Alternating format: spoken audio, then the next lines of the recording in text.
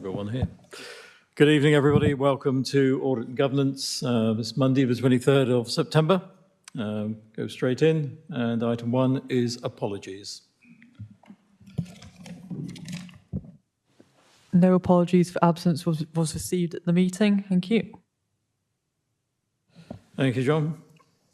Item 2 are the minutes, to confirm the minutes of the meeting held on the 22nd of July. Agreed. Agreed. I think there's no one's against. 1, 2. So item 3, declarations of interest. Do you have anything to declare? No.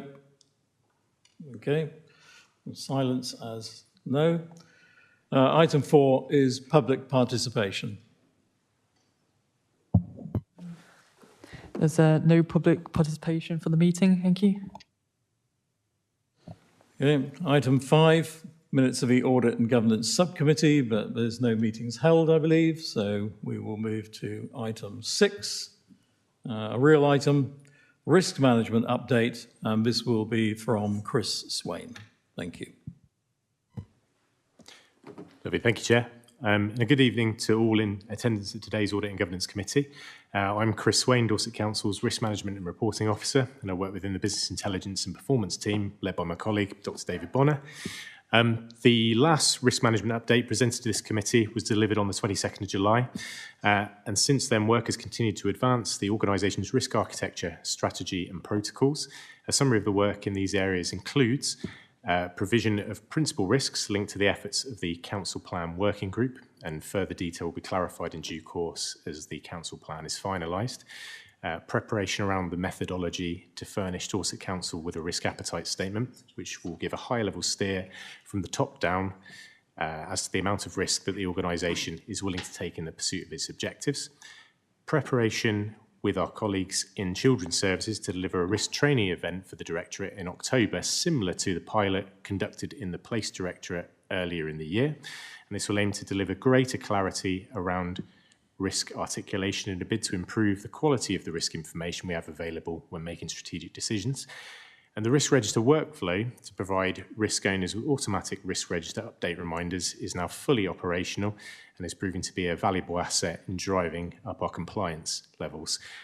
Collectively, we've once again improved our performance in this space, as you'll see on the report, with 100% compliance in risk register updates at the point of writing. I'm encouraged by the collective progress that the organisation is making with regard to risk management, but I know that equally further work is needed to drive a virtuous cycle of improvement and develop our risk culture, and risk culture being defined as the ideas, customs, knowledge, beliefs and behaviours shared by a group of people around risk management. Thank you, and we're happy to take any questions. Thank you. Open to the floor. Questions? Councillor Haynes. Thank you, Chairman. Councillor Jill Haynes, Chalk Valleys. Looking at the overall risk picture, particularly, I'm not particularly for the cyber attacks, although I do notice we're getting an awful lot more phishing emails coming through at the moment. But in particular, it says the business continuity risk from delayed ICT recovery. This is something, when I had the portfolio, that I was quite concerned about. And I wondered what mock-ups or what practice events we're actually thinking of doing. Because I know it's quite difficult, because in order to switch it off and do it, you're in a real event. So can you just give us a bit more confidence? Because we know how the weather is in the UK these days in the winter, and the electricity does go off. So how are we practicing for those events?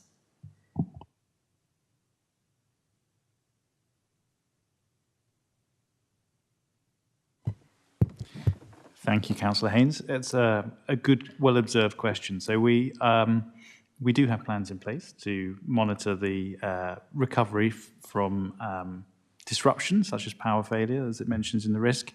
And I'll have to take that question back to my ICT colleagues to find out when the next planned rehearsal for such an event would be. But it is detailed as a control in our in our corporate risk register. Can I ask Aidan Dunn to just assist in that? Yeah, I'll just elaborate on that. Thank you, Chair. So I'm Aidan Dunn, Executive Director for Corporate Development, and as such, I oversee the ICT systems.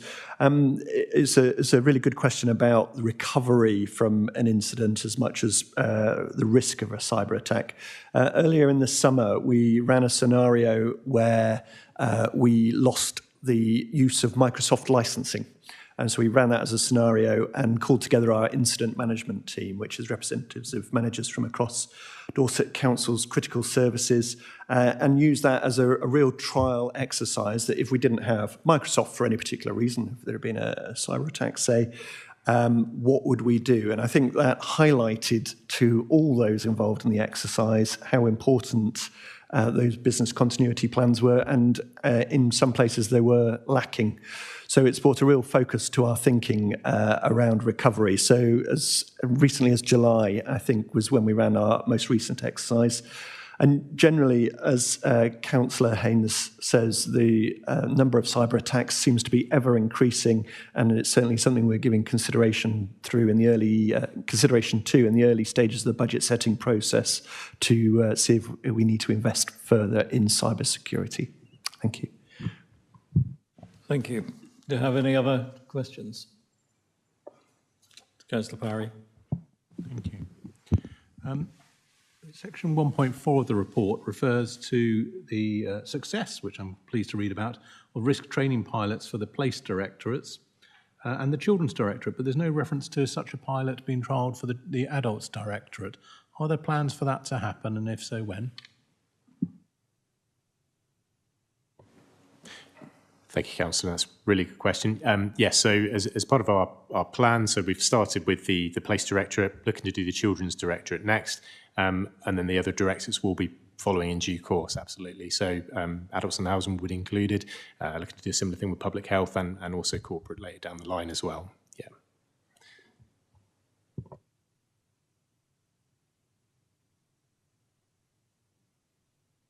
Any other questions? Thank you, Chairman. I'm just curious, so if you look at the appendix, it refers to catastrophic and major impacts. And the last line of both of those talks about financial losses of over 10 million and financial losses being 5 and 10. Is that cash? What is it? Can you just define what that is for the clarity for the committee? Can you explain what that is? What sort of loss does it relate to?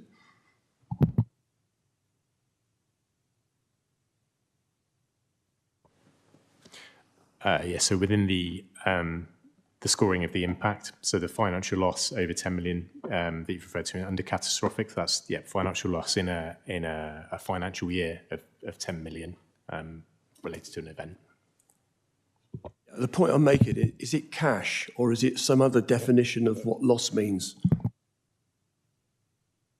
Yeah, if I may, if I use that cyber as example, because it does depend on the scenario, but I'm aware of another local authority around the country that's had a cyber attack recently, which has basically essentially knocked out all their laptops, all their computer hardware, and they've literally gone to PC World to buy a load of new computers. So that is, it's that sort of thing. So depending on the situation, it could be having to buy new things, equipment, or it could be it could genuinely be loss of cash if the sort of system gets hacked and money's drawn away. It depends very much on the scenario, but what this table is for is just in terms of categorising and thus putting our management effort on is having a sense of what the scale of that loss would be. And it could be, the burning down of a building or something like that. Happy with that? Okay, thank you. No more questions. So the recommendation is the Audit and Governance Committee note the key risks identified in the risk registers with escalation to scrutiny committees where appropriate. Everybody happy? We're going to move on. Okay. Item 7, Report of Internal Audit Activity Progress Report 24-25, September 24. Angie, it's over to you, I believe. Thank you, Chair. Angie Hooper, Principal Auditor, SWAP Internal Audit Services. This is the second of our update reports for the 24-25 financial year. We are offering a reasonable interim opinion. We haven't identified any significant risks as part of our work. Since our last report in July, we have issued one limited assurance opinion on estates, income and debt management, and the one-page report is included in your pack. Since writing this report, we have had dialogue with the Corporate Director, Assets and Regeneration, and understand that there was more evidence that wasn't provided at the time of that audit, which may have altered our assurance opinion. We have therefore agreed to undertake some follow-up work to allow the service to demonstrate appropriate process control and evidence, and this work is currently underway, and we will report back to the committee in due course. As mentioned previously, we will undertake a formal follow-up of the 2 remaining actions for the response to climate emergency audit in early 2025. As we explained to the committee in April, there have been some significant changes to the internal audit charter as a result of the new global internal audit standards. The charter now includes an internal audit mandate that specifically covers internal audit's role and responsibilities, and there is also detail on the audit committee's oversight role. The signed charter is included in Appendix B. Moving on to the implementation of actions, there are currently, as of today, there are currently 6 overdue actions where either the original date or the revised date has passed, and 25 actions that have passed their original due date where a revised date has been agreed. It's disappointing to see that numbers of actions with revised timescales remain high, but we are in contact with officers to obtain updates on the implementation of actions so that they can be closed off when they are implemented. Further detail on the actions can be viewed on the executive dashboard that members have access to. And Sally and I are happy to take any questions. Thank you. Questions? Roger. Hello, Simon Roach, Co-opted member. Thanks for that update. On the estates income, on the one-pager, you comment about the lack of payment plans and correspondence regarding rent arrears, and I understand what you've just said in terms of there potentially being more evidence. But my question really is about what's the impact associated with that lack of control, maybe. So if I look at assets and property income, that's running at about £1 million adverse to budget later on in the papers. And then Place seems to have aged debt of about 1.7 million over 90 days old, plus 1.9 million over 1 year old, also in the papers later on.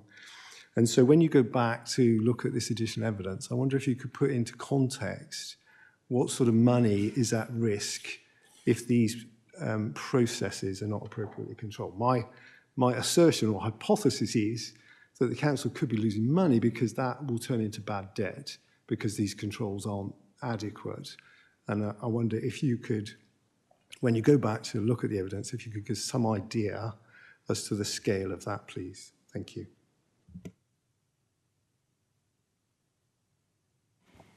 Yes, thank you for the question. Yes, we can certainly try to do that when we look at it. Do you have any other questions? So just confirming that your update of a report is the 11 has become 6 and 26 has become 25. Yeah, okay. But the 25, as Roger's, this is Roger, isn't it? Sorry. Yeah. Has pointed out, they're all where a revised date has been set. And I think what we said last time was there is a tolerance within the committee for that, but we need some action. 25 still remains too high, in my opinion. So perhaps we could discuss that at our next meeting and how we're going to address that. Thank you. If there's no others, this is for the committee to note. You're happy, we'll move on. Yeah. We then have the number 8 is the July 24 period for financial management.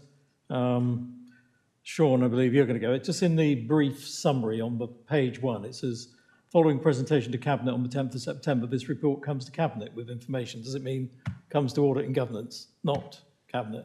Yeah, it's come You don't mean it's going back again, do you? No. No. Thank you very much. Thank you. So my name's Sean Cream. I'm the Corporate Director for Finance and Commercial. And as you say there, that line should say comes to audit and governance. It's not intended to go back to Cabinet unless perhaps you make a recommendation for them to look at something. I just want to draw out a few of the key points that were reported as part of this and also taken to Cabinet in that earlier meeting that's been referenced. So the figures in the paper are as at the end of July, so how much we forecasting to spend for the rest of this financial year and what the implications of that are. Readers of the report will have picked up that Section 5 indicates that the risk is referenced as being high. So I just thought I'd say a few words about the reason for that. So the in-year pressure is £10.1 million, which will fall to reserves to meet. So that is a fairly significant call on reserves in the financial year. There's also reference in the paper that some of the needs-led budgets and the trends that we're seeing in terms of demand coming through suggest that we may see those forecasts be more likely to increase than to decrease as we go through the winter months. So therefore the forecast could worsen. And then also in terms of the mitigation that were played into the budget last year, much of that came through late in the year last year. So things like collection fund and a contingency, and then some in-year grants that were announced by the government. All of those things have been factored in this version of the report. So the contingency that we perhaps relied on coming through last year to support the financial position has already been, those cards have been played, so to speak. So we don't have a backup plan in the same way last year. So that all that taken into account means that the risk rating is high.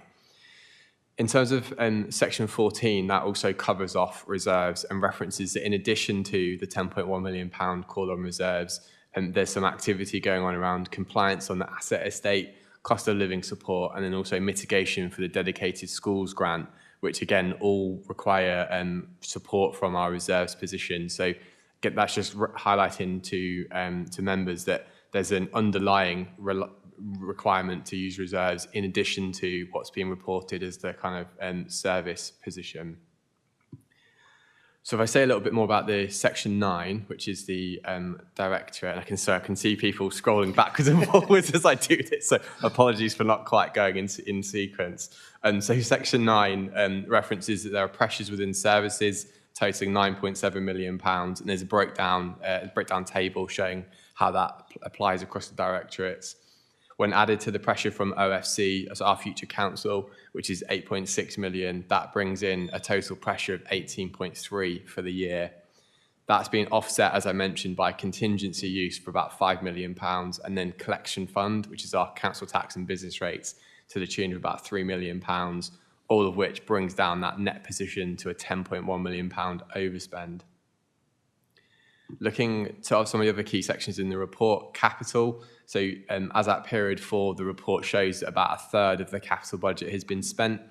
So about a third of the way through the year, we've spent about a quarter of the budget. So that looks like at the moment, we're broadly in line with where you might expect us to be, given that some of the major milestones on capital projects will then incur major payments. So you don't necessarily see a straight line spend in the capital budgets. As ever, the top 10 projects account for a significant proportion of the budget. So the monitoring and focus on delivery absolutely centres around some of these largest projects as they ultimately unlock the biggest community benefit. So they remain a focus of officer monitoring. Section 17 of the paper covers debt management.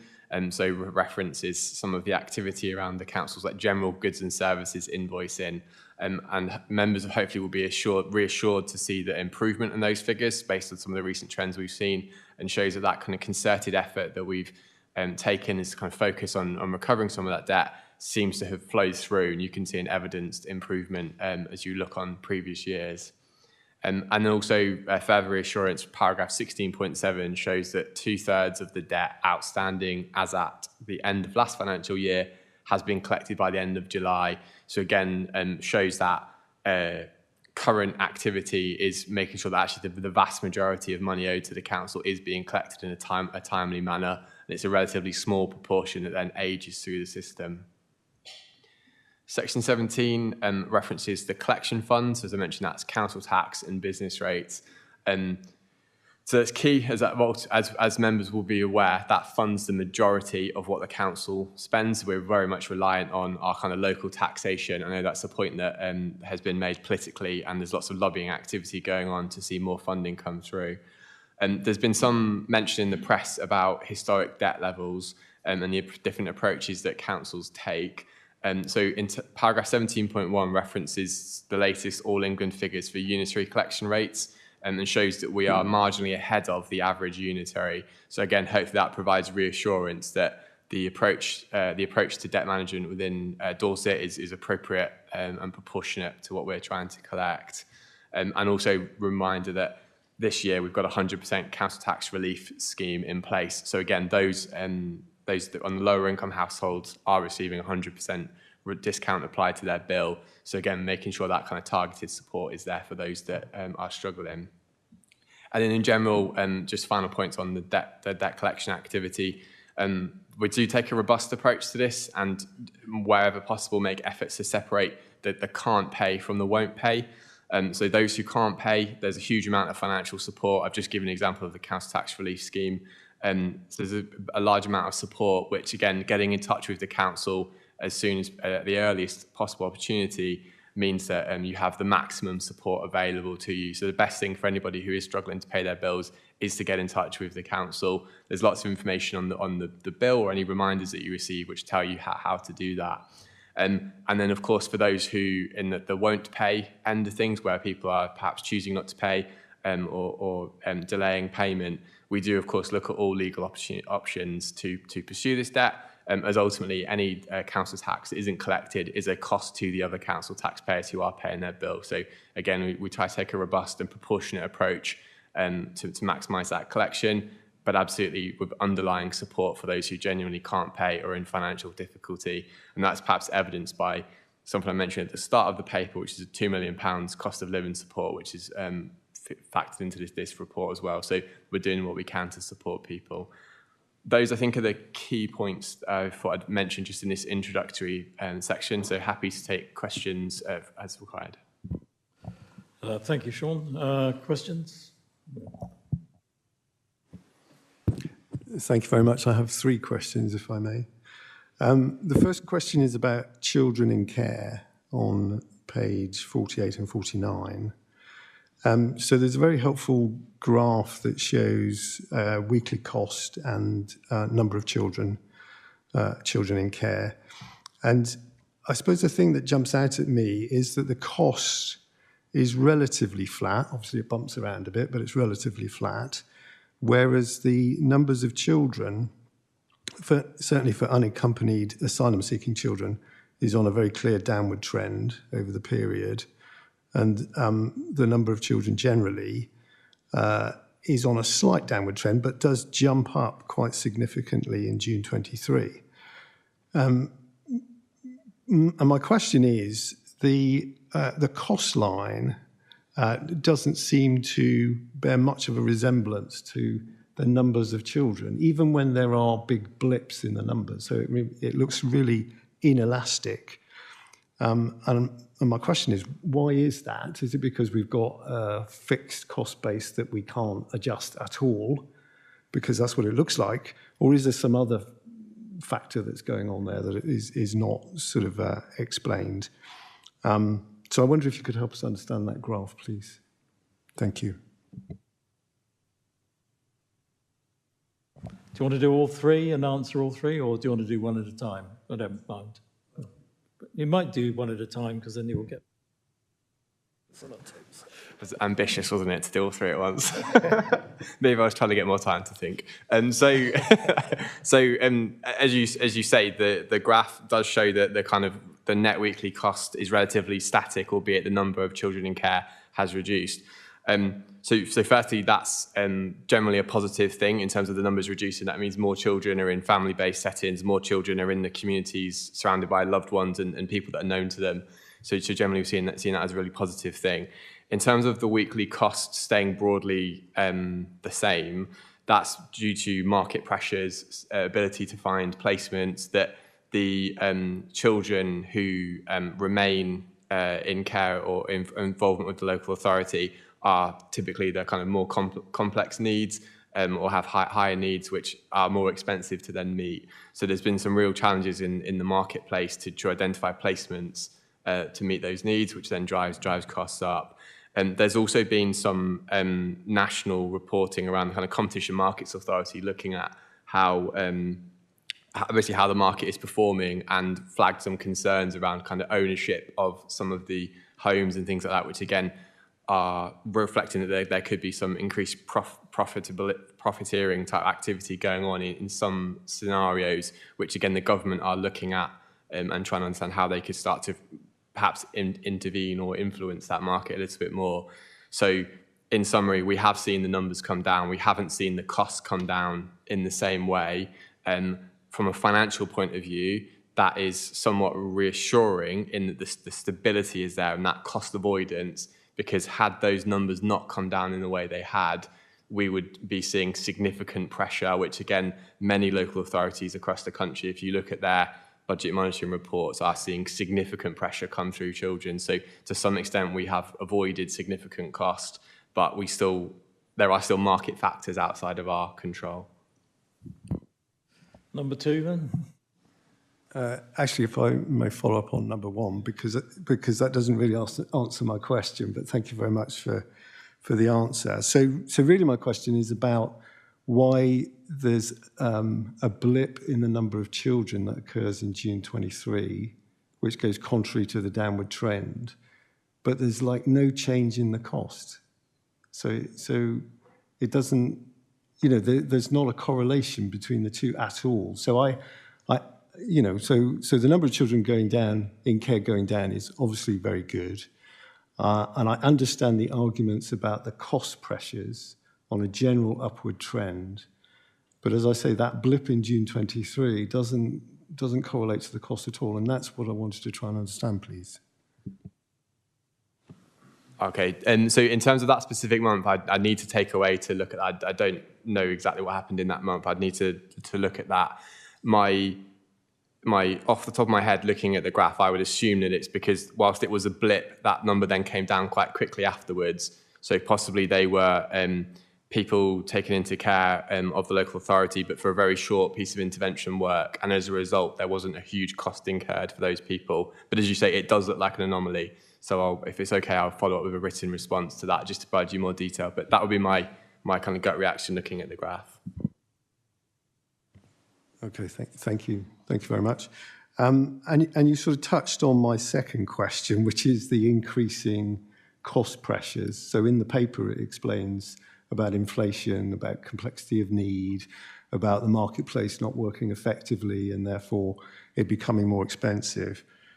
But all those things were known quite some time ago. And I remember seeing the commentary in, maybe the March papers that had a similar line of argument. And so my second question is, when we were budgeting for this, is it that we didn't budget appropriately, we made bad assumptions, or that the Children's Directorate struggles to really work to a budget? If I look over the last 5 years, I think they've gone over budget every single year for the last 5 years. So I'd like to understand what's driving that budget overage on a consistent basis, please. Thank you. Yeah, if I could respond to that. First of all, into recognition, as you say, that Children's Services has overspent, but I wouldn't want just to detract from what Sean's just said in terms of relative to many, if not most, other local authorities. What we've got in front of us is a real success story. So the number of children in care dropping down compared to most other local authorities is either going up or at least horizontal, and consequently their costs are skyrocketing.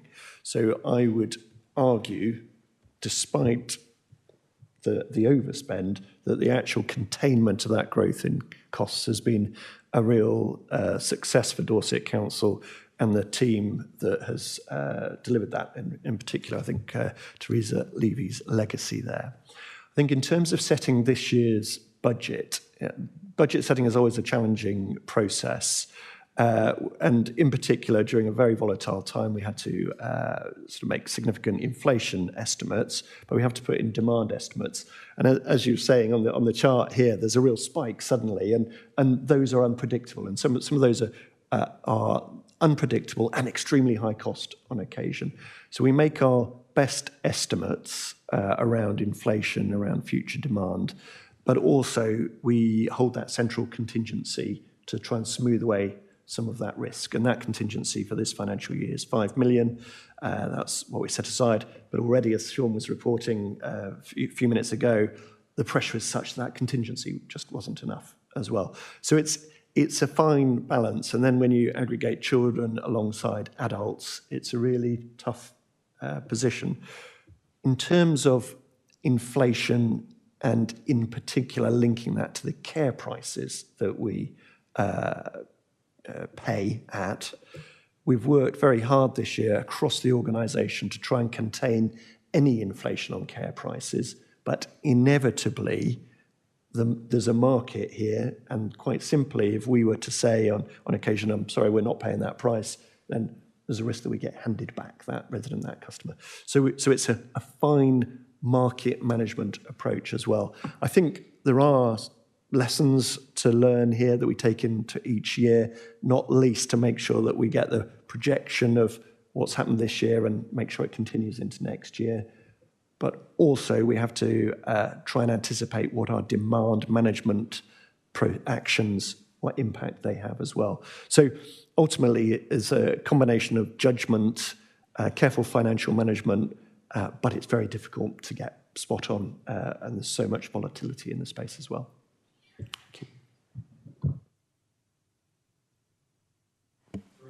Thank you, Aidan.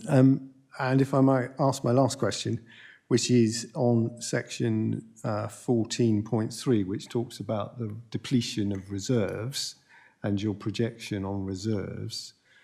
And I guess my question is that statement leaves the reader hanging in terms of, okay, so what are we going to do about it? Or what are you going to do about it? So is there any... So what's the conclusion, I suppose? What happens next? Okay, thank you. And it's a really important question, and it goes back to Sean's point about flagging up the high-risk nature of the budget. So the important thing about reserves, we all know we can only spend them once. They can be there for either a rainy day when things go wrong, or for investment in terms of invest to save as part of our transformation programs as well. This is flagging up that we are spending our reserves for the reasons described in the document. I think we've got at this stage of the financial year, so we're about sort of halfway through the financial year, so clearly we need to be taking action now. And as a senior leadership team, we're certainly focusing on what we can control in the second half of the year. So certainly tightening up on our use of consultants and interims, which is a significant area of spend, so that might slow down that spend. We've tightened up on our vacancies, so we're looking at only appointing essential posts. We're tightening up on non-essential spend as well, so things like training and courses. So that sense, the traditional in-year adjustments that we have to make to try and live within our means. And then also as an incoming administration is very keen to get under the skin of the budget as well. We've started a series of detailed portfolio financial reviews, and we've had 3 of those so far. So there's a sense of, in this report, as Section 151 officer, I'm flagging up that we're using our reserves. I believe that we're taking appropriate action at this stage of the year to try and contain that, but it's something that I've got a close eye on, and I think it's something the committee should have a close eye on as well. Thank you. Thank you very much. Thank you. I've got Andrew Parry next, and a note to Belinda Borden on the internet. Thank you, Chair. It's really just try and offer a little bit of assistance on answering this question around the children's services budget at that particular period of time. And I was, up till certainly May 23, very close to that as the portfolio holder and kept a bit of a if you like, watching from the over my successor's shoulder as he grappled with the same issues I had to in the following year.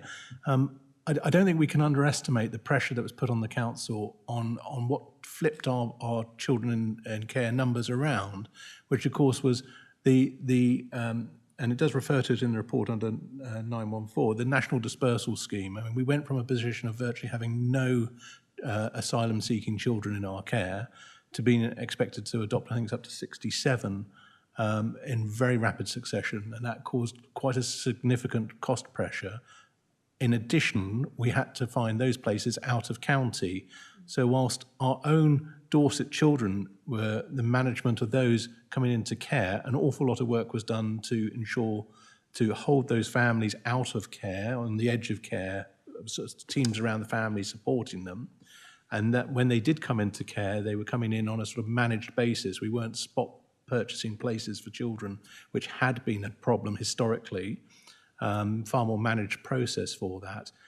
But we were also focused on ensuring that we could try and keep as many of those in the Dorset area as well.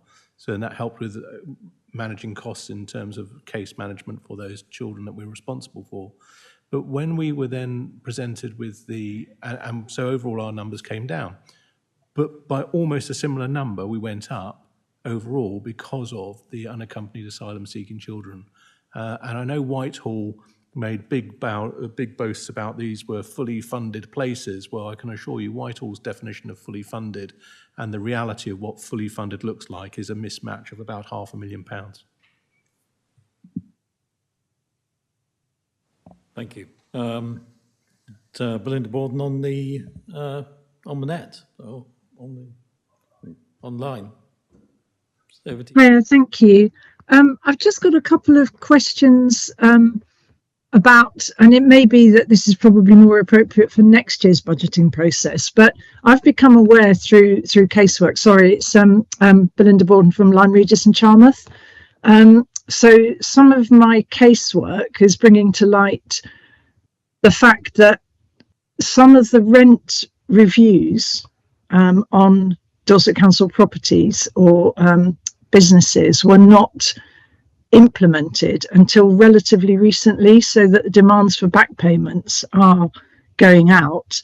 And I'm just wondering whether or not the, I suppose, potential increase in income, whether that's been catered for in the current calculations, or whether that would be actually only take effect next year. So if you like, sort of historic rent payments being made up in agreements, has that been taken into account currently? And also with I think I've had case of both business rates and actual rent on council property. Does that make sense? Aidan and Sean, one of you want to respond? So Sean Creamer. So yes, the latest forecasts assume the rent, so any kind of contractual rent uplifts or changes to the rent tariffs are factored into the current P4 paper that's in front of you. And that is, as referenced, it is an ongoing piece of work. So there may well be future rent reviews which conclude based on kind of market evidence, benchmarking, agent valuations, etc. So if any more come through which are material, they will be factored into future reports. But at the moment, it contains all the information about the ones we currently know about and are working on. Okay, thanks. And a slight follow-up to that is whether or not the potential for asset transfers and also kind of operational agreements with town and parish councils to take on some elements of work. Has that been factored in, or is that definitely something that's kind of in the future pipeline?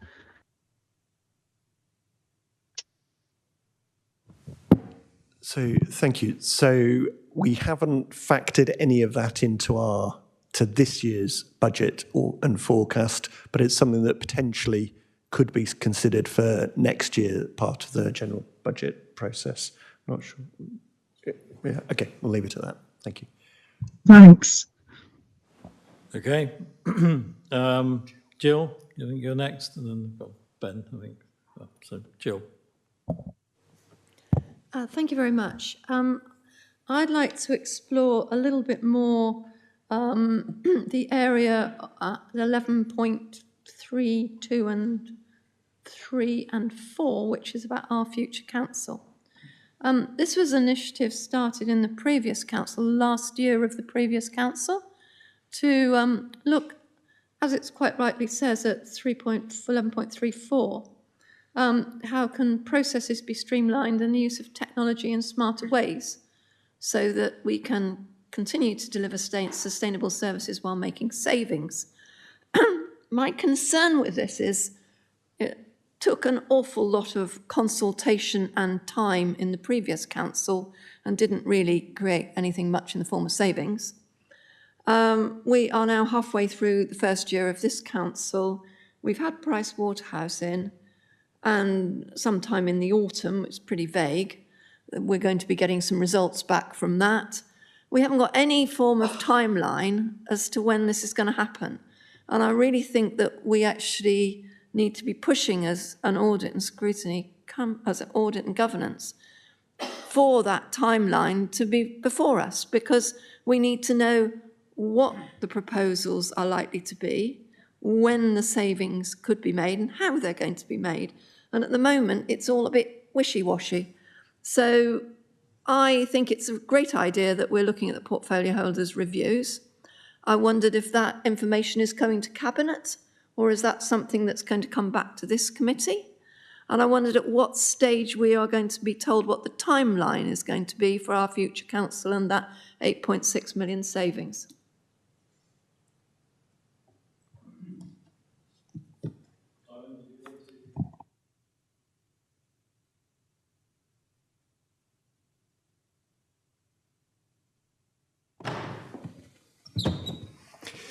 Yeah, thank you for the question. Apologies for that. Yeah, good question. So PwC were called in actually before the administration was fully in place, and they have presented their initial thoughts last week. So it is very, very fresh.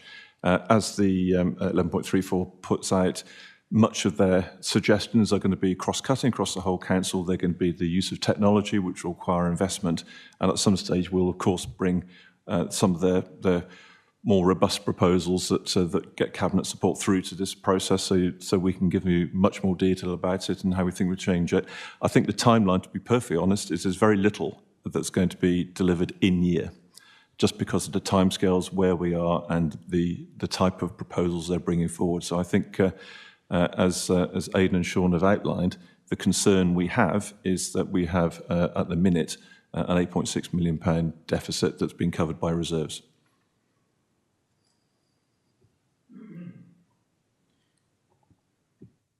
So if I could just come in there before I go to Ben. So the problem with this is that things have changed, haven't they? Because the original plan was that from February this year, we were putting together a team and they were going to look at more of the form of processes within certain directorates. And what's happened is that work has been diverted into PwC, who now we're waiting for this, forever waiting for a report. And so the work is now 6 months behind. And that's an issue. And I see that in the papers, you've put the anticipated outturn of 0 for our future council work. But the problem is that work has been delayed for some reason. Funds were allocated for additional staffing back in February. So what happened? It's not a combination of... Okay, thank you.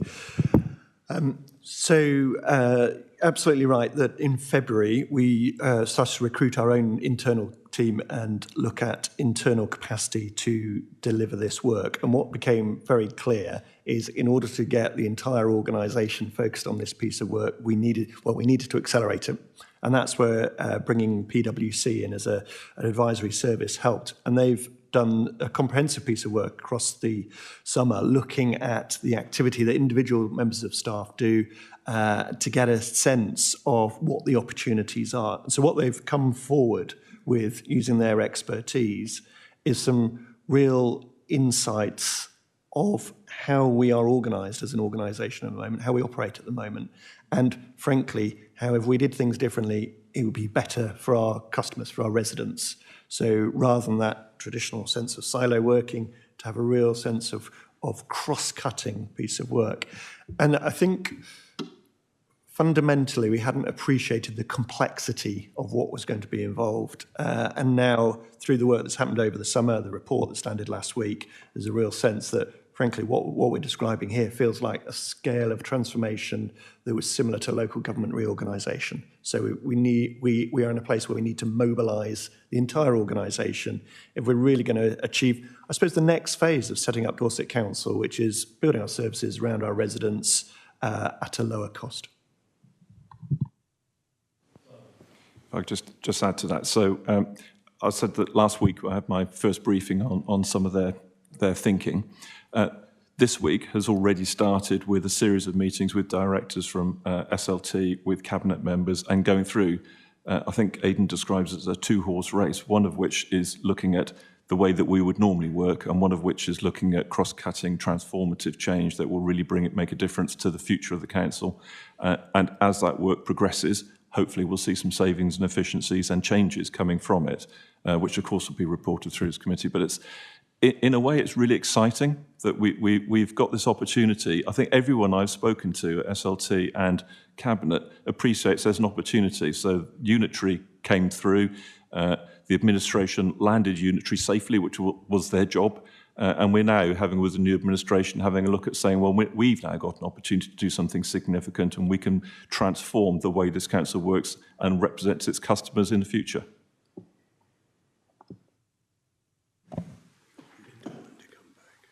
Sorry. Okay, but I've got Ben first. Just in response to that, well, obviously I agree entirely because, that was the entire plan to produce just that outcome.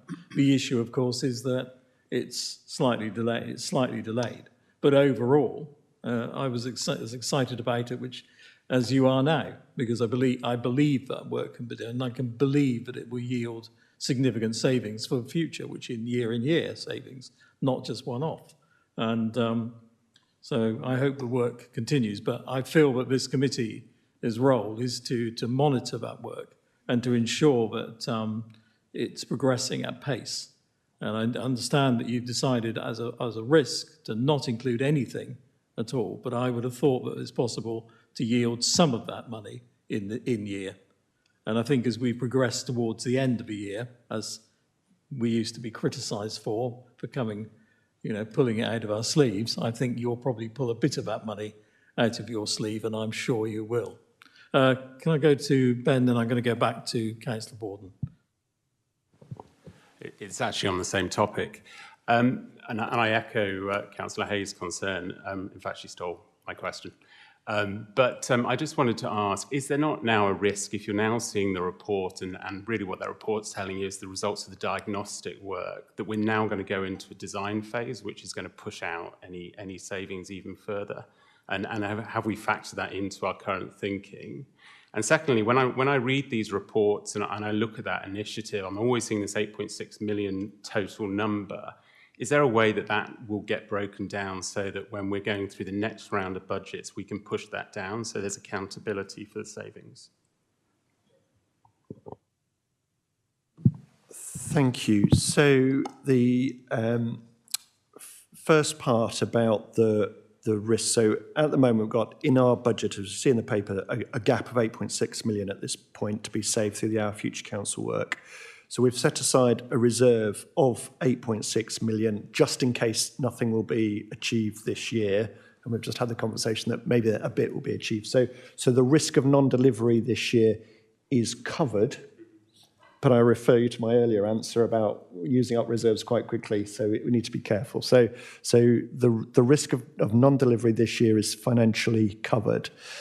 Secondly, how we achieve that 8.6 million, and indeed more, because 8.6 is a gap for this year that will carry on in all future years. But we also know inevitably that we'll have a budget gap for next year that will need to be closed. So what the work we're doing with PwC is to quantify the art of the possible, what pace over a 2, potentially 3-year transformation program, and how quickly the money will come out.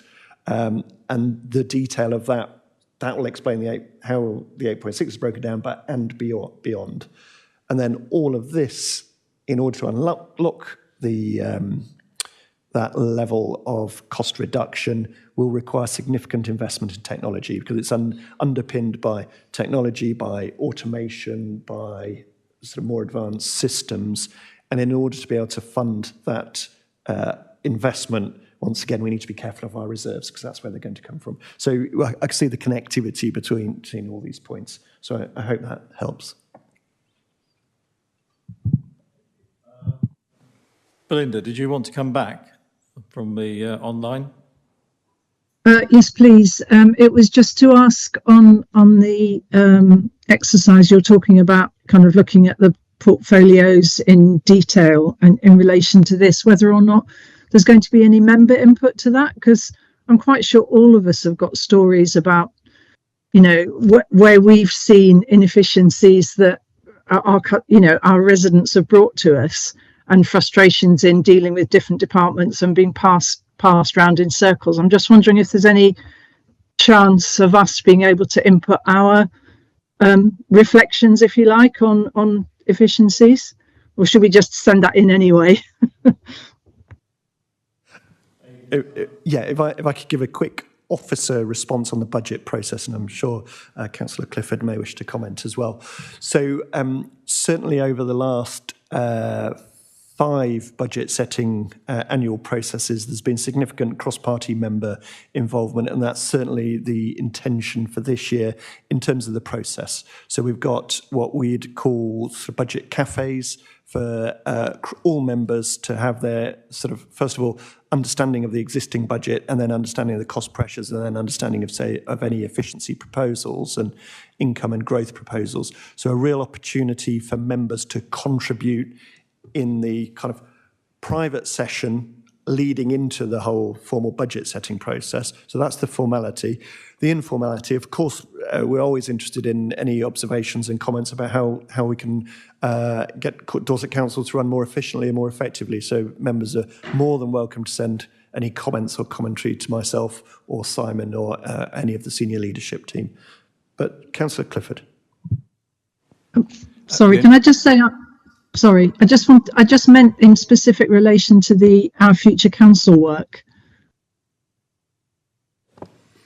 Yes, so I think the question was initially aimed at could councillors be part of this very high level discussion with with the senior leadership team and with cabinet members. At the minute, that is exploring options. Once we have some options that we think will be potential that might go through the process, of course, we'll then go through the whole open and transparent process that we need to. I have to say that as someone who hasn't sat in one of these budget cafes before, I'm very much looking forward to it. And I took a very early decision with Sean to continue with that, as it has got the reputation of being a very useful exchange of ideas and views. Indeed. So I think yeah. No. Thank you. Roger Ong, co-opted member. Question is just to do with, effectively, the overall budget. Appreciate that the current deficit projected is being held against reserves that you've actually got. That's for the 24-25 year. Obviously, you've then got 25-26, which appreciate, we've understood that you're going to be working much towards. My concern is the DSG, the Dedicated Schools Grant, which is estimated anywhere between 63 million and 88 million, depending on how that runs. Appreciate that's very much down to central government and how they are going to then respond. But my question is, if there are still deficits running forward in the next couple of years, what is the option the council has if it's suddenly hit with anything from a 63 to an 88 million pounds, which my estimate is you won't have the reserves to meet? Thank you. you want me to give my standard response, or do you, or would you like to do it? But the response I always used to give to this particular question was that nationally, this is a major issue, and that this amount of money that we're talking about pales into insignificance when you start looking around at other councils. And the date of 2026 to come onto the balance sheet, you're right, would be devastating to this council. However, the government have pushed this date back. Now, if you take our neighbours, for example, Hampshire, they are 500 million, I believe, is the last figure I was given. You can nod or shake your head. 500 million for Hampshire, something in those lines.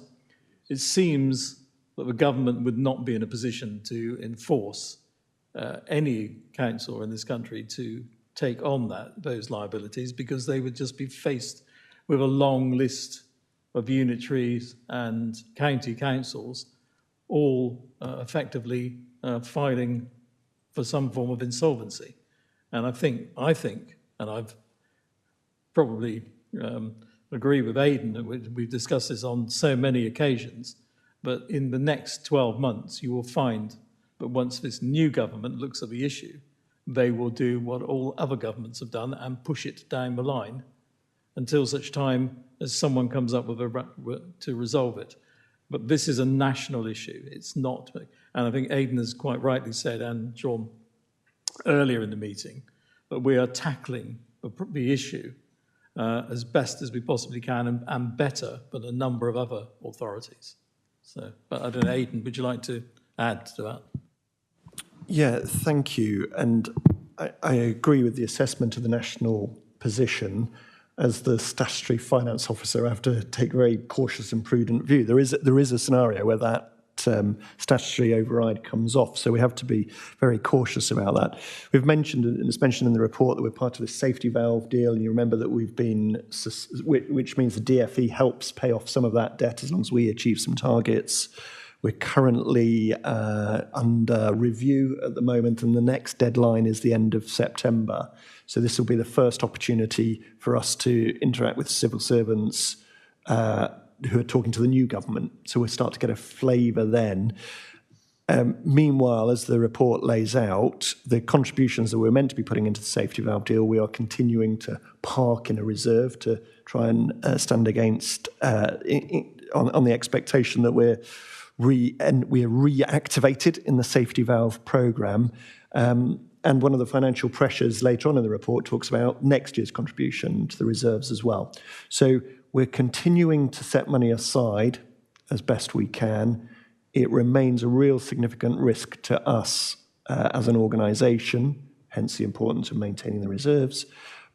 But it is of a scale nationally that we're not going to be at the front of the pack come that. So it's a fine balance, I think. But simply, I don't believe that we can resolve this on our own in a short time scale. Andrew, I believe you had a question. Sorry, is that okay? Roger? Yep. Thank you. Returning to the savings of our future council, as we heard from Councillor Haynes, a plan that was set in motion back in February. And as I understood it, the craziest of oxymorons here, you have decided to accelerate the plan by delaying it and bringing in PwC. Now, we also heard from the Cabinet member, and thank you for your frankness on this, that he has only just met with PwC, and yet the report on page 67, 11.32, suggests that PwC's, if I've read this correctly, the output of this work is due in autumn 2024. When I got out, when I left my house this morning, it felt decidedly autumnal. So I suspect that we are not going to see this report in autumn 2024. I would be concerned we will be seeing it very late in winter 24, possibly early 25, which would make the budget setting for future council incredibly difficult to predict. And I have to say, on behalf of all taxpayers, they will be bitterly disappointed to hear that you do not expect to achieve a single penny in savings unless you are going to produce a miraculous rabbit out the hat saving and expect a round of applause for it, when frankly I think people will just think you've just done what you were expected to do in the first place anyway. And I am going to ask this question before the press ask you. How much money have you put in the budget to bring in this extra resource, of which PwC are an advisory partner, and the taxpayer will be expected to pay?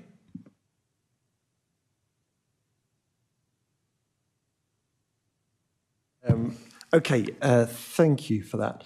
So the oxymoron, accelerating whilst delaying, I think I made the point earlier that the scale and the opportunity of this piece of work, we realised that we wouldn't be able to achieve the savings we wanted to without an external partner. So that's why we brought in PwC to help us with this work. The point is they've done it in other organisations, they've done it successfully in other organisations, and that's why we've invited them to help us. What they've brought is a series of expertise and skills and benchmarking that we didn't have access to on our own, which really helps give us a sense of building up that potential of the scale that we not only with the 8.6 million will be able to achieve more than the 8.6 million is the thinking. So in terms of reporting in the autumn, so what we're describing was feedback from PwC that we received last week at the end of their kind of summer research as we enter the autumn. So their initial findings, which they're testing with us, seeing our reaction to, and sort of advising us on our options in terms of the pace and speed that we need to go at. So I think we're draft report in the autumn, and which is giving us something to work with.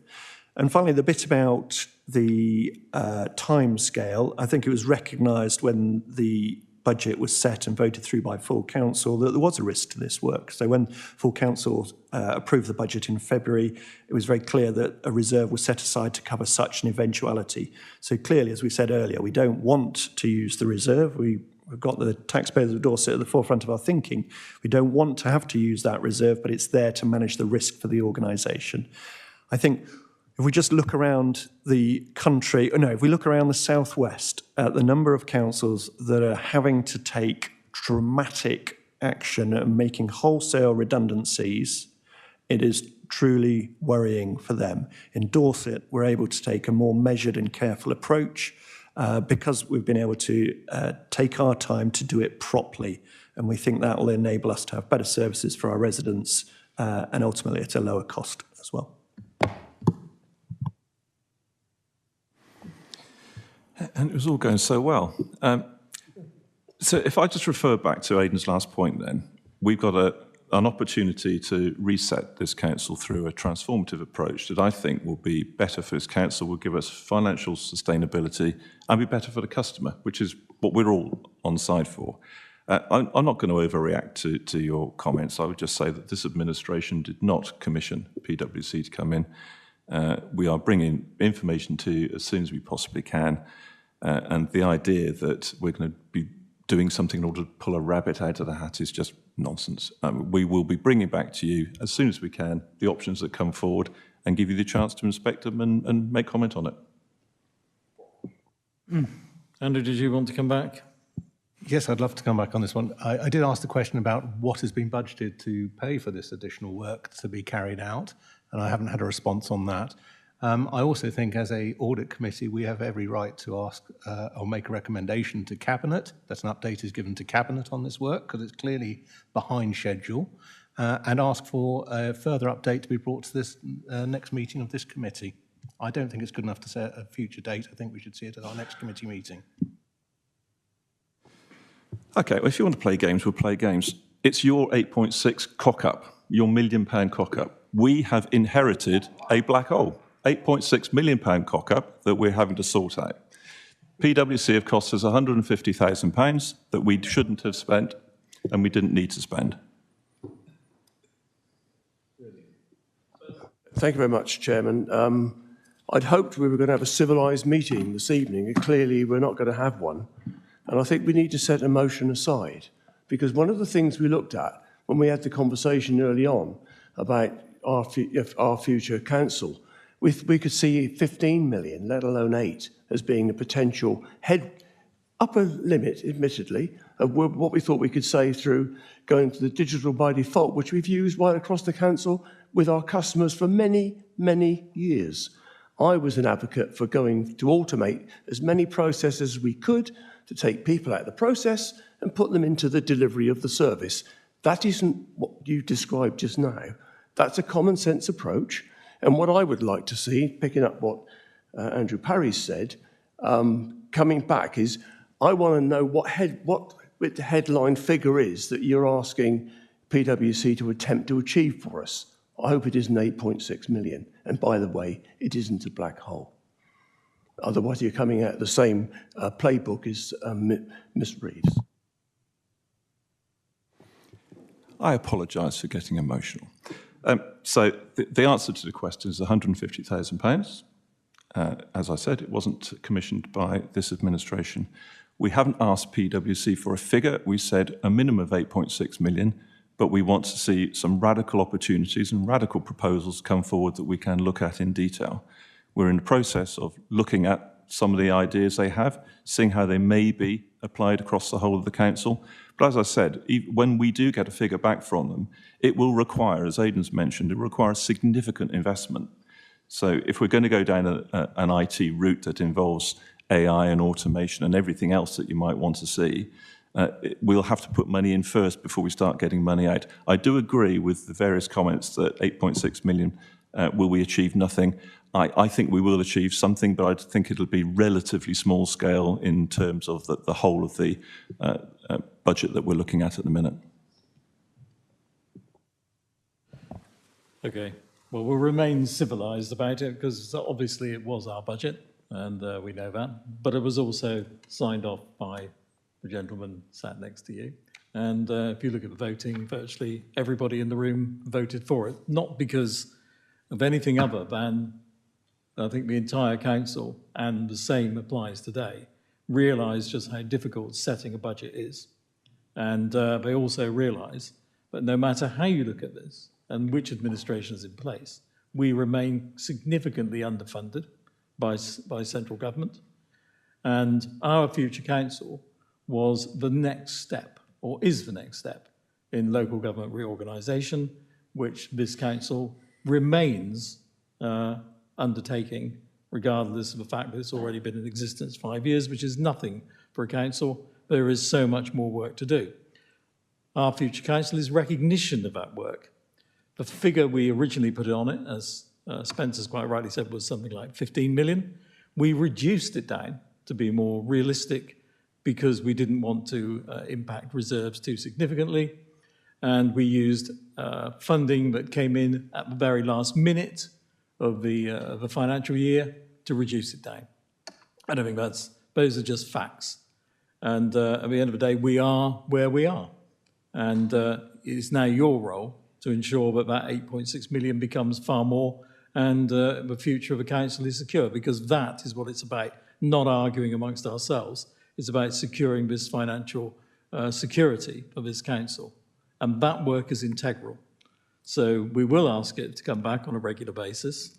And I know that SWAP will be as interested as well in the outcomes. And we very much look forward to seeing the response from PwC. So do you want to... So just to keep the cross-party collegiate approach, I have echoed very publicly exactly those emotions that we are underfunded as a council from government and will continue to do so. And I also go back to my first comment, which I think actually this transformation process is actually at a really exciting stage where we can deliver a council that's financially sustainable and delivers better for its customers. So I'm completely in agreement with you there. Well, I was in the middle of that. Thank you. Anybody else like to comment? It's been a bit lengthy report. The recommendation is Audit Government's asked to note SLT's forecast for full year's outturn for the council made at the end of July 24, including progress of a transformation and efficiency saving incorporated into the budget, and 2, to note the capital programme for 24-25. And no one's asked any questions about the capital programme. If I could just make one comment. Do you believe, as portfolio holder, that it might be time for a review or refresh the borrowing is increasing, the cost of that borrowing is increasing, and according to this, we're on a trajectory to not achieve the current planned expenditure. And I wonder, as portfolio holder, whether you are considering reviewing that in light of those factors, which will drive a greater reliance on reserves. Completely agree, and I'll turn to the gentleman on my left because that's exactly what I've asked for.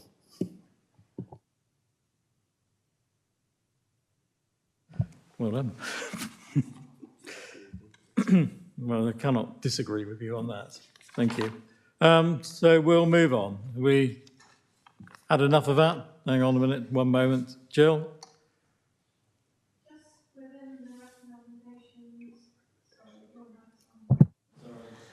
Just within the recommendations, can we also have noted that we will ask for regular updates on our future council, because that's not in those recommendations? I think we all agreed that will take place, and it will come back, as far as I'm concerned, to each one of these meetings until at such time as we have the answer we seek. Thank you. We'll move to item 9, which is the Treasury Management Annual Report 23-24. David, it's over to you. Thank you, Chair. I'm David Wilkes. I'm the Service Manager for Treasury and Investments, and my team look after the Council's cash, its borrowing and investments, and we also look after the pension fund's investments as well. I don't plan to go through the report in too much detail. I'll just try and highlight a few key points and do my best to try and answer any questions that you may have. The Council follows the SIP for Treasury Management Code of Practice, and that means each year we need to produce a Treasury Management strategy for the forthcoming year, a mid-year update against that strategy, and then an annual review of activity against the strategy, which is the report that you're considering today. Following the SIP for Code does also mean that it is quite a technical report, and I apologise for that. Hopefully many of you were able to attend the training that we facilitated a couple of months ago, and hopefully that might help cut through some of the jargon, and I'll also do my best to try and demystify it as well. So, and just to say, I think at your next meeting, or certainly a meeting coming up very soon, we'll also provide the mid-year update for the current financial year for you. So in the brief summary, I'll just pick out a few. I've just picked out a few key metrics for the year. So the Council's capital finance requirement, CFR, or underlying need to borrow, as at the end of last financial year, was 388 million, which was compared to 367 million at the start of the year, but also compares to 400 million pounds, an estimated closing position when the Treasury Management Strategy was approved in February 24. And that shows that the borrowing need, whilst it has increased, it did increase over the year, it did not increase as much as was expected, and that was due to slippage in the capital programme. Total external borrowing and other capital financing liabilities that we have, such as PFI and finance leases of the Council, was 243 million, up from 219 at the start of the year. And the total interest paid servicing that external debt for the year was just under £8 million. And then the difference between the capital financing requirement and the actual borrowing is approximately £145 million. And that was financed temporarily by what's called internal borrowing. So that's basically using your reserves, working capital, and other balance sheet resources that could otherwise have been invested to earn an investment return, is instead used to offset the need to borrow externally. And that's where you see a significant difference between the capital financing requirement and the actual external debt that we have. On the other side of things, at the end of the year, the Council had cash and cash equivalents of 22 million, plus Treasury investments of 52 million, so 74 million pounds in total, which was down from 150 million at the start of the year. And the total interest received and investment income generated by those cash and cash equivalents and investments over the year was just over £6 million. So in section 2 of the report, it talks about the external context. So the council's treasury activities don't take place in a vacuum, and they're heavily impacted on what's happening in the wider world. So there's a brief summary in section 2, but there's lots of detail in appendix 2 provided by the council's treasury management advisors, Arlene Close. The biggest external factors were inflation and the Bank of England's attempts to tackle this inflation through putting up a series of putting in place a series of interest rate rises through the year, with the bank rate at the beginning of last financial year 4.25%, which plateaued from August 23 at 5.25%, and we've just recently in August seen that drop back down to 5%. And the impacts of those external factors on treasury management activity is that all of the costs that the council incurs were impacted by inflation and higher than expected inflation. So that's more cash going out of the council through the year. More positive note, those cash investments that we held were able to generate higher returns than had been anticipated, but equally any new borrowing that we undertook last year was at higher rates than what we'd anticipated. So as well as those external contexts, as in section 3, it talks more about the more local factors, and we talked already in table 1. You can see the increase in the capital financing requirement, and that's a key driver for a lot of treasury management activity, because it's arguably the main driver for how much external borrowing we need to take out and how much we have left in our reserves that can be invested. In table 2, it shows that, apologies, in table 2, you can see our borrowings increased over the year. At the same time, our cash and investments have gone down. Again, I think we've talked about this, the increase in the capital finance requirement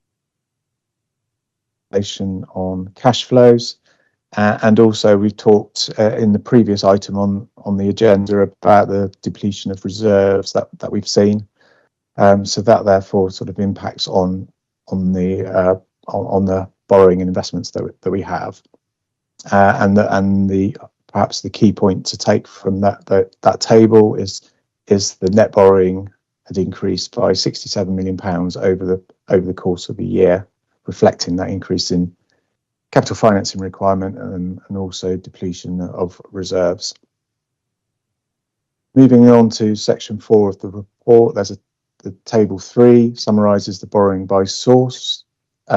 Just a couple of things just to pick out from that is that you'll see that the public borrowing from the Public Works Loan Board, which is effectively borrowing from central government, is the biggest sort of line item on our borrowing, still the main source of borrowing for the council. And one other thing just to highlight there, which is the local authority short-term loans. That's the net movement over the year, £3 million. But actually, we saw the opening balance of £40 million. All of those loans matured, and then they were replaced with a series of new loans, all for less than 1 year, at £37 million. And you can see that the rate that we were paying on those loans is quite a bit higher than any of the longer-term loans that we had in place. I think when we come to the next meeting, when we talk about the mid-year position this year, you should see a slight reversing of that. So those loans that have matured that we've now replaced, we've been able to secure a lower rate than was the case last year. Section 5, there's an equivalent summary in the table there of where our money was invested. So the cash equivalents line, that's basically operational bank accounts, deposit accounts with banks, and also money market funds, which are probably a better name for them would probably be liquidity funds. So these are funds that are managed by banks and other financial institutions, and they'll have a high number of underlying investments, which typically will be loans to other banks and financial institutions, or to highly rated corporates. And most of the lending where all of the lending is for short-term periods. So all of our cash and cash equivalents are kept in those kind of instruments. And then you'll see the investments line is made up of a series of investments in funds. So we don't have any direct corporate bond holdings or any direct income holdings or even any direct property holdings. It's all in funds which will have lots of underlying assets underneath that. These are these funds are all inherited by Dorset Council from predecessor councils, primarily the district and borough councils, and over time our strategy is to reduce those holdings because it then reduces the amount of borrowing that we need to take out. Just moving on to section 6 very briefly, some headline figures there showing those actual positions against budgets for the year. So it's quite pleasing to have a table that's got an F for favourable against all of those variances. So we've seen the interest payable last year just marginally coming in under budget, but also interest investment income was higher than budgeted because of interest rates kind of holding up higher or going anticipated at the start of the year. And then the last line there, unrealised gains or losses in fair values, that was a gain or increase in the value of those pooled investments that we just talked about over the course of the year. We don't have a budget for that because it's very difficult to predict what that will be year to year, and also the way that it's accounted for is those gains or losses are accounted through the balance sheet to an unusable reserve account, so they don't have an impact a direct impact on the revenue account. Section 7 talks about compliance, and there's a few tables in there, but all activities complied with SIPFA's code and with the Treasury Management Strategy. And moving on to section 8, there's quite a lot of information in here about the various different indicators that we have for our activity. I just wanted to highlight one within there, which is table 13, which is the maturity structure of borrowing. So these limits are agreed, management strategies agreed by full council in February each year, and the purpose of them is to try to manage the council's exposure to refinancing risks. That's needing to go out and borrow too much at any one time, and that time may with a period when interest rates are relatively high. So these limits are there to try and protect the council, I guess, from taking too much of a punt on the direction that interest rates might go in. So what you can see there on the first row, under 12 months borrowing, percentage of total borrowing is 22% as at the end of the financial year, and that's up against an upper limit of 25%. So all of the other limits we're much lower than those limits, but we were quite close to the upper limit that we had there. And the reason for that is that we didn't want to commit to too much long-term borrowing last year because rates were widely to be considered to be high and widely expected to fall into 24-25. So that's why we were quite close to the limit, but the limit is there just to try and stop us from putting too many eggs in one basket. And I think again something that we can touch on at the next report is, yes, interest rates. We have seen interest rates starting to fall into 24-25, but then they're not falling as fast as they were widely expected to do. So that's all I wanted to say, Chair, but I'm happy to try and answer any questions that any of the committee members may have. Thank you. Thank you, David. You have any questions? I was going to ask one, but you've already answered a bit about the level of borrowing. I think this report indicates that a review of the borrowing is probably necessary, and the expenditure that we anticipated may change. So I think that's already in hand. Is to note this report, unless anybody else has got anything they want to say. Sorry, Councillor Barry. Thank you.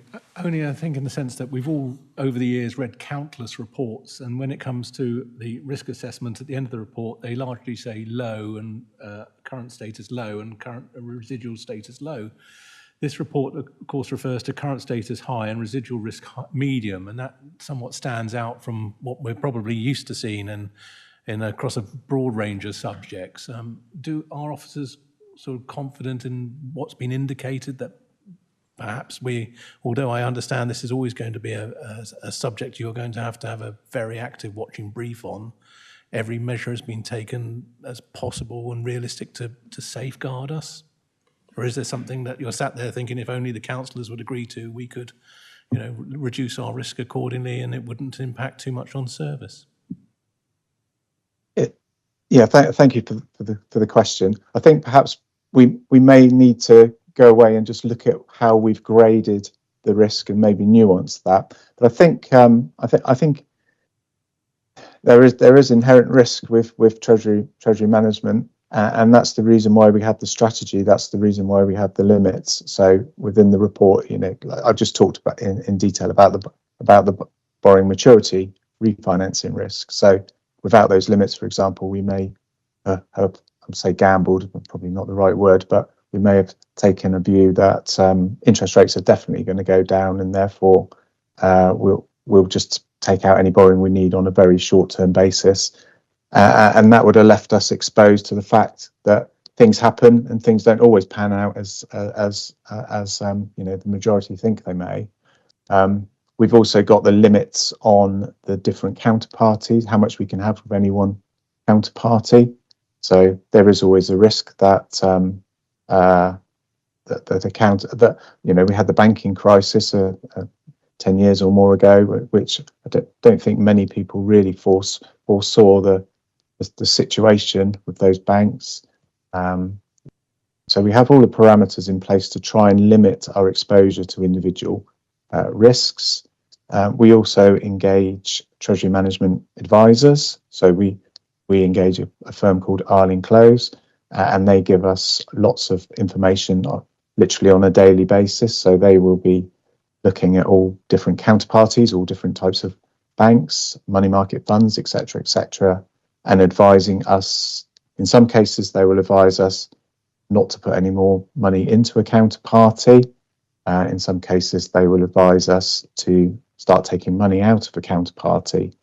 And they take a very risk-averse approach as well. So they will look at all sorts of things. They won't just look at credit ratings. They'll look at stories in the media, balance sheet information that's there. They'll also look at what's called credit default swaps, which is a kind of insurance product that companies and financial institutions can buy. So they are, to a large extent, they are our eyes and ears as to what's happening in the wider market and economies.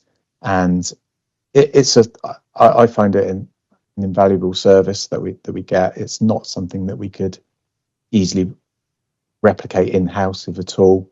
And it's a relatively small cost. We'd struggle to employ one person on the amount that we pay for that service. So I think I would never say that we do everything that we possibly can, and we're always happy for any suggestions or challenges that people may have.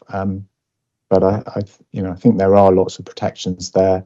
We do cover the SIPFA code as well, so it's not just something that we've come up with our checks and balances solely of ourselves. It is a sort of industry standard for local authorities. So yeah, I think we probably ought to look at the back how we've actually described the risk. But I think generally speaking, we do have very good sort of controls in place. And there's a clear linkage back to you as elected members as well, in that each year that strategy comes before full council and has to be agreed by full council as well. Thank you, David. We'll move on to item 10. Thank you. Which is an update on the backstop for audited bodies. And Mrs. Jackson Murray, you'll also be joining us online, I believe. Yes, thanks, Chair. Good evening, everybody. It's a fairly short letter. This was the draft version. I have since shared this with yourself, Councillor, in respect of the backstop. So since we last met at the previous committee, been a few updates in respect of the backstop and local audit, with the Minister providing an update. And then since then, on the 9th of September, the statutory instrument laid before Parliament. That has confirmed what we were anticipating given the latest update. So a backstop date of the 13th of December this year for audits up to 22-23, a backstop date for the 23-24 audit year of the 28th of February 25, and then the following year, so 24-25, a backstop date of the 27th of February 2026. You'll recall that for 23-24, Grant Thornton are your external auditors, and we'll hear from colleagues at Deloitte later with their responsibilities up to and including the 22-23 financial year. Based on the discussions, we understand that the 22-23 audit will be backstopped, so it will be subject to a backstop disclaimer opinion, and this letter sets that out. It also sets out that this is pretty uncharted territory, and that does bring with it a number of challenges, given that we won't have assurance over those opening balances in our 23-24 financial statements audit. We have concluded, we've started that audit. We're well advanced in terms of that audit. We will be issuing our audit opinion shortly after Deloitte issue their outstanding opinions for 21-2 and 22-3. So I would anticipate late December or early January, given the backstop date of the 13th of December. I think the key thing I want to pull out from this letter is, given that backstop disclaimer on 22-23, there is a very strong possibility that the audit year for 23-24 will also be disclaimed in respect of those opening balances, and that there will likely be qualifications moving forward for some years as we look to unwind that disclaimer of opinion on 22-23. The National Audit Office and the FRC, the Financial Reporting Council, are involved in those sector-led discussions. They're discussing how we build or regain that assurance over time and get back to a clean opinion as quickly as possible. We don't yet have full idea and guidance on that, but it's a timely reminder and a timely opportunity to update the committee on that fact. In respect to the pension fund audit, again, we would expect those opening balances to be disclaimed. However, we could return to a clean audit opinion likely by 25-26, given the nature of the account and the fact that investments, etc., are valued on an annual basis. We would see a clean audit opinion by 25-26. So as I said, a fairly short update, but an important one for the committee and its responsibilities. Happy to take any comments or questions. Thank you. It's hardly a satisfactory position at all. It's more annoying that it's going to continue on, but it's once again a national issue. Most councils have this problem. We'd hoped that perhaps we would have been in a position where we'd be 1 year earlier, but it seems to me we've moved a year forward of the uncertainty. I understand the pension fund because that's clearly based on the valuation of assets and it's very simplistic, so I can understand that that's relatively more of a simple approach. However, it'll be interesting to see what comes from future audits and how it impacts us. Aidan, did you want to say anything at all? Yeah, could I just sort of take a step back for a moment, because I appreciate how complex this is, bouncing between financial years, and myself and the external auditors and Sean and Heather alongside me, we speak every week, and even then I struggle to keep up. So can you indulge me for a moment? Can I just do 1 minute for the committee just to recap exactly where we are, and that puts what we've just heard into context. So we've actually got 3 financial years live audits running at the moment. So for the 21-22 accounts are being audited by Deloitte. and we'll hear shortly, a later agenda item, from Ian House from Deloitte, who's going to hopefully assure us that the 21-22 accounts audit will be fully completed and signed off ahead of this backstop. What Ian's likely to go on to say then is for the 22-23 accounts, that audit won't be completed within the timescale, or won't be possible to complete within the timescale. So therefore, the backstop will apply. So basically, we get a dispensation explaining that the audit hasn't been completed. At that point, as we move into 23-24, we've got a new set of auditors. We've just met Jackson online here. And what Jackson's very clearly laying out is saying that his role is to audit the 23-24 accounts. But because the 22-23 accounts won't be done properly, then he has to essentially give us a warning and let us know that. Sort of it gets a message. I think, well, warning is probably the wrong word. And I think this is one of the things we want to explore, and I think that it would be helpful for the committee to ask, is there anything else that the Dorset Council team can and should be doing here? Because I'm fairly sure that there isn't.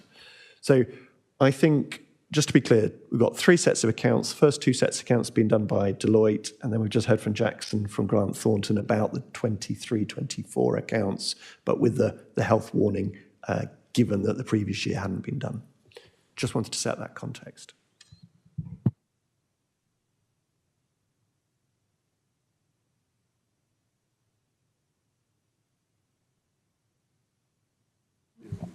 Okay, there we go. Has anybody else got any other comments?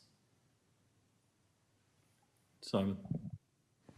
Yeah, just really to thank the finance teams who are doing an incredible amount of work. This is, in fact, 3, 4, 5 years audits all in their heads all at the same time as they're trying to do everything else. So it's just I'm sure that you would have done the same over your time. They work really hard, and it's nothing to do with them. This is just circumstances that conspired.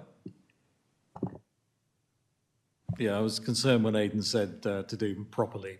They are done properly without any question of doubt.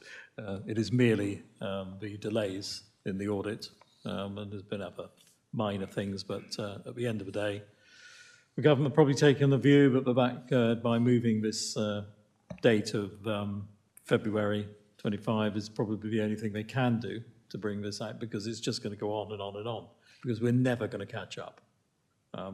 So we hope we're going to get an assurance later on that in future everything is going to be done timely, and we will be able to publish our accounts with the correct balances.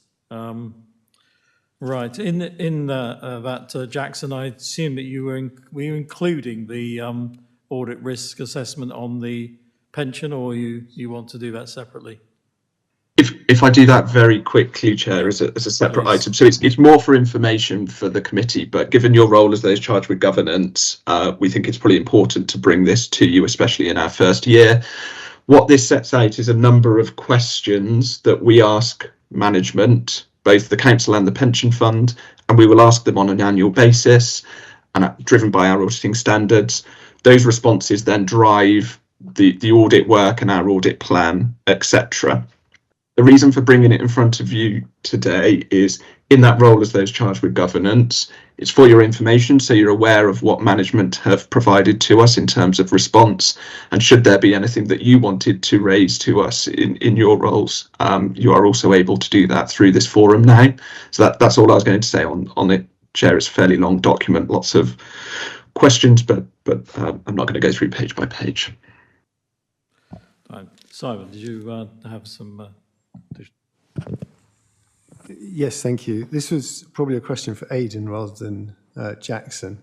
But in one of the questions, it talks about land and building revaluations that are done every 4 years, as opposed to the SIPFA recommendation of rolling 5 years. So we're doing it more frequently, the valuations. And my question is that a waste of money? Do we need to do it every 4 years? If SIPFA say 5 years is sufficient, can we save some money?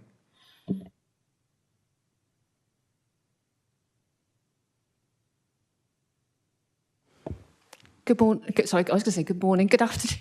Good evening, committee. Third time lucky. Heather Lappin, Head of Strategic Finance.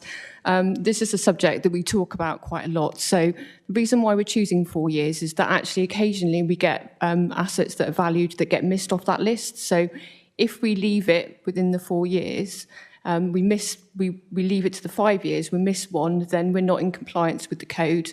So we do a revolving programme within 4 years.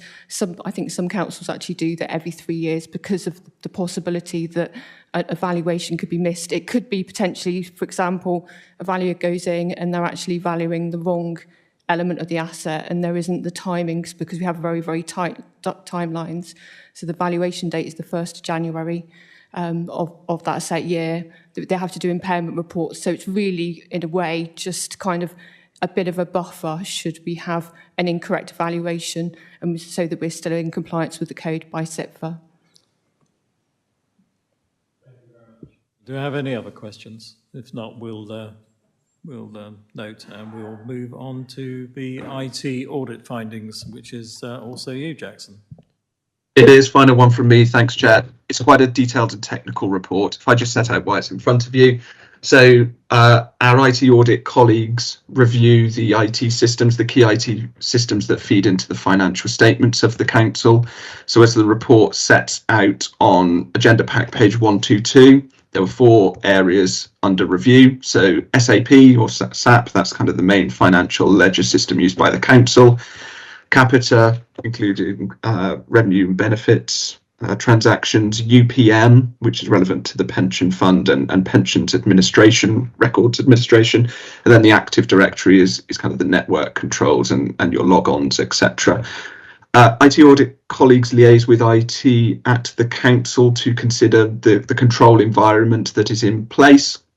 And this report then sets out some of those control findings along with our recommendations and also management's response to those recommendations. So you'll see them set out in terms of the pack up to page 134, and then the appendix sets out some of the user access logins that they refer to in the appendices. You'll see that the majority of them, and certainly the higher rated control points, refer to access or kind of segregation of duties or potential incompatible roles where someone may have a role to do one thing and also a role to do something else that could, in theory, lead to somebody circumventing control. We report those to you in terms of control deficiencies in accordance with our requirements. In terms of the audit itself, we then consider these and devise our approach accordingly. A key area, for example, that we would take these findings into account is when we're considering journal entries and journal postings to the SAP ledger, and our work is well underway on that in terms of the council and pension fund audits this year. So again, it's to bring it to yourselves for information. I'm happy to take any comments or questions, although anything of a particularly technical nature, I may need to revert back to colleagues and come back to you with a written response. So nothing further from me, Chair. Thank you. Simon, you believe? Yes, thank you, Chair. So I'd like to come back to Councillor Haynes' great question about cybersecurity risk that was identified earlier. That the council has that as a very high risk, i.e. that it's likely to occur, and if it does, it has catastrophic impact. And when I look at some of the findings that have been made here and the management responses, it reads as though management are challenging a little bit the recommendations. They're not quite following what's recommended. And my concern about that is that, well, it's twofold. So one is that if I was a hacker, the information provided in this report would be invaluable to me. So I really question whether it should be in the public domain, particularly when we've got things on the appendix with user ID names, for example, which a hacker could use as part of his or her intelligence gathering to work out a strategy of how to attack the council. So that's one concern. And I guess the second concern is that if you look at the portfolio of findings, so for example, there's some access control and segregation of duties issues around SAP, that the SAP password policies are not consistent with Dorset Council's policies for passwords. So they're only 8 characters instead of 12 characters, for example. And a mitigation is given that, well, of course, you have to be on the internal network in order to access SAP in the first place. But we also know from the findings that the speed at which levers are removed from the system, there seems to be a lag there, so that represents a risk. And then backup testing is not routinely done, but the mitigation is, well, sometimes we have to recover from backup, so we're kind of reasonably confident that's okay. But you could imagine a scenario where someone wanted to cause damage to the council's information and data, and that they looked for potential levers of the organisation, worked with them to potentially get onto the network. They know that what the user IDs are in SAP to try and attempt to crack the password, which is only 8 characters long, etc., etc. So you could see a line of inquiry and thought from a potential bad actor to try and cause trouble. And so I guess 2 things. One is, should we remove information like this, which is helpful to an external party that might want to cause harm? That's one thing. And secondly, I guess a question to Aidan and to Jackson: are you confident that we're taking sufficient? We're taking seriously enough the risks and recommendations that are raised as part of this audit process? Thank you. Right then. Okay. Well, that's a very interesting point, I think. So have we produced the Dummies Guide to Hacking? And we're going to put it on the internet. What do you say, Aidan?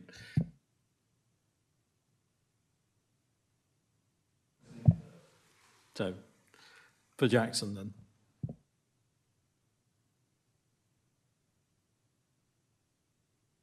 Sorry, Chair, I was just unmuting myself. So a couple of comments on that. In terms of the information available on the website in the public domain or not, I would be guided by the council on that. I don't have no strong views as to whether it shouldn't be taken down, and indeed the comments made are sensible, I think. So perhaps we discuss that with Democratic Services in terms of whether this report remains in the public domain or not.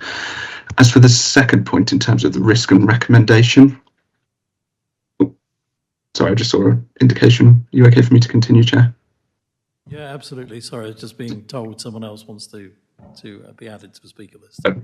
Apologies. Yeah, so in terms of the risk recommendations, clearly as your external auditor, we consider that these are control deficiencies, and in an ideal environment or in an ideal organisation, the controls described would be operating effectively. We give the RAG rating given our view on the potential risk, so that the first SAP recommendation being red, some of the others being green. However, that doesn't take away from the fact we do consider their deficiencies. In terms of management's responses, I do understand the view that perhaps the way some of those are worded could be interpreted that they don't necessarily agree fully with the recommendation. We have made those recommendations, and I will follow up on any progress that's been made on those recommendations through my next year's audit. And so we will be bringing back to this committee any commentary on whether changes have or have not been made to those controls. And again, members will be able to consider that and ask both myself and management queries on that. Thank you. Part of your question is, are you really referring to Appendix 1, where it appears to give significant amount of information? User ID, user name, user type, etc. My concern is both the identification of the control weaknesses, because clearly that gives information to a potential bad actor, but also the detail that's in Appendix, yeah. I was wondering whether when we have a phishing or we have the cyber training, often they ask you, would you put this in the public domain? And if you probably answered yes, you'd fail. So would we, in fact, perhaps be prudent and not publish this part of the report? And Jonathan Mayer wishes to make comment. Yeah, good evening, members. Jonathan Mayer, Director of Legal and Democratic. So, to a certain extent, the horse has already bolted, hasn't it? Because you've already considered this item in public. It's been published on our website. But if it is the committee's view that this should be taken down, then so far as possible within the law, I can go away, get this taken off the website and limit its circulation as much as possible, but recognising that it is already out there. Thank you. Chairman, can I support that point of view? I think we need to be cautious on things like this, data breaches and so on. It's pointless being trained as we have been. All of us go through monthly opportunities to prove whether we're observant or not around on cyber safety particularly. And I think this is you've made a very, very good point. And I think we need to take note of it. Simon, did you? Yes, just one suggestion, given the horse is already bolted, that actually, I don't know if there's something that can be done around the data in the appendix in terms of, eliminating those user IDs and issuing new ones or something, some action to try and mitigate any residual risk there. Okay, everybody happy to agree that? Seems a sensible thing to do, and thank you, Simon, for bringing that up. Are we ready to move on? You happy to move on? Where are we? 12, isn't it? IT audit findings, Dorset Council Pension Fund. Oh, that's you. We've done that, have we? We've done that. Yep. Yeah, sorry. Work programme. Any comments? None. But we are going to include our future council in as a report in future in each one of these. Okay, thank you. Move to urgent items, and we do have an urgent item this evening. So this would be under section 100B, 4B of the Local Government Act 72. And the reason is that the status update report to the Audit and Governance Committee on the 21-22 audit. And that will be an update by Ian Howes. Good evening, members. Ian Howes, audit partner from Deloitte. Just bringing you an update on the 21-22 audit. As Aidan said, the audit is substantially complete in terms of the fieldwork. We're into our review processes now. So I don't envisage any problems in delivering this audit before the backstop, as Aidan asked me to confirm earlier on. The report is very simply saying that most of the work is well progressed. I will note that we do not, and we have not identified any significant weaknesses in the arrangements of the council to secure value for money in the use of its resources. We'll obviously conclude on that when we conclude the audit, but at this point I have no significant weaknesses to bring to your attention, which hopefully is good news. So that's the update on the 21-22 audit, which is Aidan has already set out, is sort of the first of the work that's going on.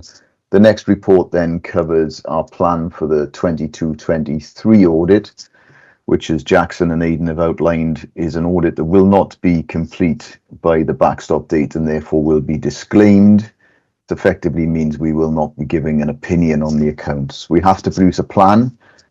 We have to review the accounts and do sort of basic procedures to make sure they add up, that the cross-references are correct, etc., and there's no obvious errors in them. But we will not be doing substantive testing.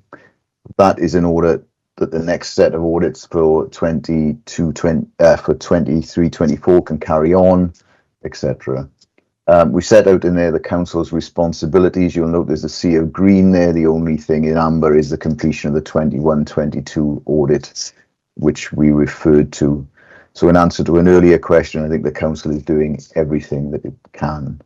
The only other thing I would bring to your attention, because we've dealt with a lot of the detail in those reports already, is that at councillors' requests, we provided an update on the recommendations we made in the prior ISA 260 report, because I did promise at the last committee I would bring that back to you, and that is part of the first report and an appendix where we update the committee on progress being made by the council in relation to those recommendations from a prior year, which is a largely positive report on progress. Happy to take any questions that members might have in relation to those papers. Simon, do you just have one question? Thank you very much. Just a quick question. So on page 11, there's an item about a control recommendation about provision for bad debt. And the management response and remediation plan talks about a review of historic debt used in the bad debt provision will be completed during the financial year 22-23. And the update that you've provided is that it's not actioned for 21-22 as per management response. So it's been re-raised. So as it's re-raised as opposed to just a non-issue and closed, is there a concern there, or is it a non-issue? Who wants to answer that? Aidan, do you want to? We'll answer between us, but I think this is a bit of a time-travelling response that we have resolved. But Heather, do you want to comment, sir?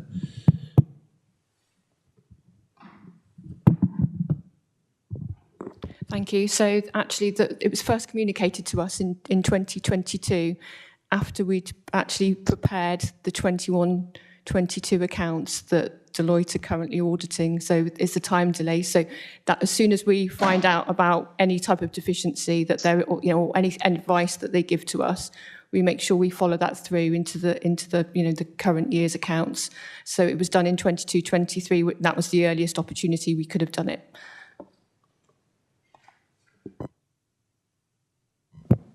So you have done it, but not late until later, if that makes sense. Yeah. Okay. Anybody else? Any questions? I think we've sort of already made several comments about the delays, etc. So if no one else is, I'll bring the meeting to a close. I thank those online, in particular Jackson, Ian and David. Thank you very much for your contributions, much appreciated. And that brings the meeting to a close at 8:26, I believe. Thank you all for attending.